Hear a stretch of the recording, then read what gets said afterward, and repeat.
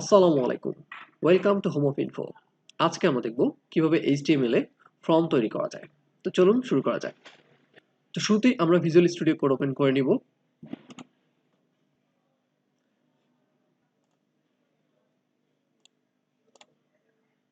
So আমাদের 12 number class, এখানে আমরা নতুন একটা ফাইল তৈরি করছি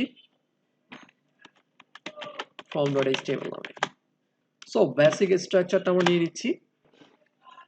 সো টাইটেলটা আমরা দিয়ে দিচ্ছি ফর্ম। সো এখন ফর্ম ট্যাগ কেন ইউজ করা হয় সেটা নিয়ে একটু কথা বলি। তো ফর্মটা মূলত ইউজ করা হয় ইউজারের কাছ থেকে কোনো ইনফরমেশন কালেক্ট করার জন্য। তো যখনই আমরা ইউজারের কাছ থেকে কোনো একটা ইনফরমেশন কালেক্ট করতে চাইবো তখন আমরা সেখানে ফর্ম ইউজ করতে পারি। সো ফর্মের মধ্যে একটা ওপেনিং ট্যাগ থাকবে এবং একটা ক্লোজিং ট্যাগ থাকবে। সো আমরা এখানে নিয়ে নিচ্ছি ওপেনিং ট্যাগ এবং একটি ক্লোজিং ট্যাগ। এটি হচ্ছে ওপেনিং ট্যাগ, এটি হচ্ছে ক্লোজিং ট্যাগ। তো ওপেনিং ট্যাগের সঙ্গে আরেকটা অ্যাট্রিবিউট আমরা দেখতে পাচ্ছি যেটা হচ্ছে অ্যাকশন। সো অ্যাকশনের ভিতরে আমরা এখানে কি দিতে পারি? অ্যাকশনের ভিতরে আমরা এখানে ইউআরএল দিতে পারি। তো অ্যাকশনের ভিতরে ইউআরএল দেওয়ার কারণটা হচ্ছে যখন কোনো একটা ইউজার তার ফর্মটা সাবমিট করবে তখন সেই ফর্মটা কোন ওয়েব পেজে গিয়ে লোড হবে সেটাই হচ্ছে অ্যাকশনের মধ্যে যে আমরা ইউআরএলটা দিব সেখানে গিয়ে লোড হবে। সো এইটা যখন আমরা ফর্ম ডেভেলপ করব তখন আমরা এই জিনিসটা সম্পর্কে আরো ক্লিয়ার হব। সো এখন যেহেতু আমরা ডেভেলপ করছি না, আমরা শুধু ডিজাইন করছি, তো আমরা ডিজাইনটা শিখছি। সো এখানে আমরা জাস্ট হ্যাশ দিয়ে রাখছি। আচ্ছা, সো এখন আমরা ফর্মের ভিতরে যে এলিমেন্টস গুলো আছে সেগুলো সম্পর্কে দেখব। সো ফর্মের ভিতরে এলিমেন্টস গুলো লেখার জন্য আমরা ইনপুট টাইপ ইউজ করতে পারি। সাপোজ আমরা লিখলাম ইনপুট। ইনপুটের ভিতরে আমরা টাইপ অ্যাট্রিবিউট ইউজ করব সব সময়। তো এটা কি নিব, আমরা বাটন নিব না কি নিব সেটাই হচ্ছে কথা। তো আমরা প্রথমে রেডিও বাটন নিচ্ছি, এটা হচ্ছে রেডিও। সো রেডিও বাটন কিরকম আমরা একটু পরেই দেখব। দেন আমরা চাইলে এখানে নেম দিতে পারি, নেম অ্যাট্রিবিউট ইউজ করতে পারি, ভ্যালু ইউজ করতে পারি। সো আমরা যদি এখানে ভ্যালু ইউজ করি, সাপোজ ভ্যালু মেল দিয়ে দিলাম। সো আমরা যদি একটু আমাদের লাইভ প্রিভিউটা দেখে আসি, গো লাইভ বাটনে ক্লিক করলাম।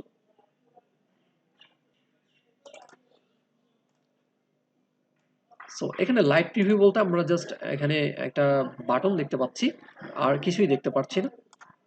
সো অল্ট জেড প্রেস করে আমি আমার র্যাপিংটা ঠিক করে নিচ্ছি। সো এখানে জাস্ট আমরা বাটন দেখতে পাচ্ছি, বাটনটা ছাড়া আর কিছু দেখতে পাচ্ছি না। সো আমরা এখানে মেল কথাটা লিখে দিব। সো এখানে জাস্ট আমরা লিখে দিচ্ছি মেল। তাহলে আমরা এখানে প্রিভিউ দেখতে পাচ্ছি, এখানে আমাদের মেল চলে আসছে। সো একটু জুম করে নিচ্ছি আমি। আচ্ছা, সো দেন আমরা নেক্সট আরেকটা ইনপুট টাইপ নিব। তার আগে আমরা একটা ব্রেক ট্যাগ দিয়ে দিই যাতে হচ্ছে আমাদের নেক্সট লাইনে আমরা আসতে পারি। সো আমরা আরেকটা ইনপুট টাইপ নিতে পারি। সো সাপোজ আমরা আরেকটা ইনপুট টাইপ নিচ্ছি, ইনপুট। সো ইনপুট এর ভিতরে টাইপ এখানে টেক্সট দেয়া আছে, তার মানে একটা টেক্সট ফিল্ড চলে আসছে। সো আমরা চাচ্ছি না টেক্সট ফিল্ড দিতে, সো আমরা জাস্ট আরেকটা রেডিও বাটন দেব এখানে। সো রেডিও, ইনপুটটা আমরা রেডিও দিয়ে দিলাম।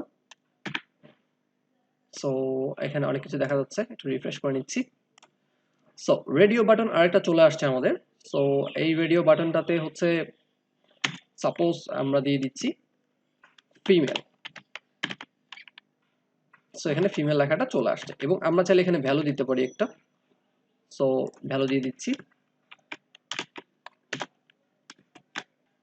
অলরাইট, সো এখানে যদি আমি ক্লিক করি বাটনটা সিলেক্ট হয়েছে, এটাতেও ক্লিক করলাম। আচ্ছা, তো বাটনগুলো সিলেক্ট হয়েছে কিন্তু ডিসিলেক্ট হচ্ছে না, এর কারণটা কি?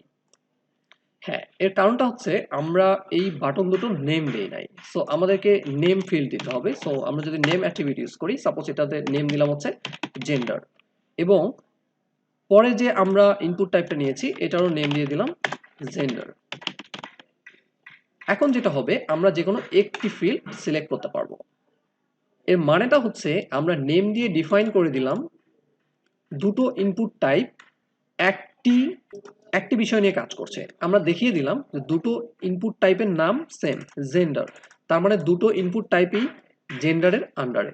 সো আমরা যখন কোনো অনেকগুলো রেডিও বাটন তৈরি করব, তখন আমরা যদি সবগুলোকে সিলেক্ট করতে না চাই, যে কোনো একটা ফিল্ড সিলেক্ট হবে, তখন আমাদেরকে যেটা করতে হবে, তখন একটা নেম ফিল্ড ইউজ করতে হবে এবং সেই নেমটা ইউনিক হতে হবে, মানে সেই নেমটা চেঞ্জ করা যাবে না, একটি নাম থাকতে হবে, তাহলে আমাদের নেম ফিল্ডটা ঠিক মতো কাজ করবে। এরপর আমরা এখানে আরেকটা ব্রেক ট্যাগ দিয়ে দিই যাতে পরের লাইনে আমরা আসতে পারি। সো এখানে আমরা এবার চেক বক্স দেখব। সো আমরা এবার চেক বক্সগুলো লিখব। সো চেক বক্স লেখার জন্য আমরা আবার ইনপুট একটা ফিল্ড নেই, এখানে টাইপ টেক্সট দেওয়া আছে, সো টেক্সট নিচ্ছে না, এটা হচ্ছে check box CACK BOX।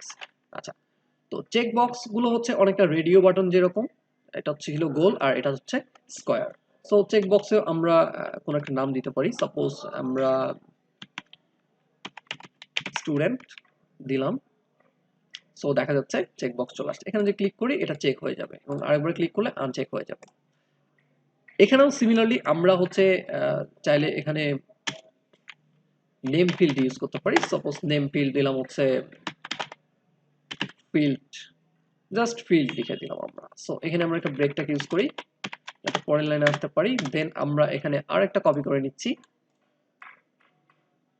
Just copy করলাম কন্ট্রোল সি দিয়ে, যেমন কন্ট্রোল ভি প্রেস করে পেস্ট করে দিলাম। সো এখানকার নামটা আমি স্টুডেন্টের জায়গায় চেঞ্জ করে দিচ্ছি, টিচার দিয়ে দেবো।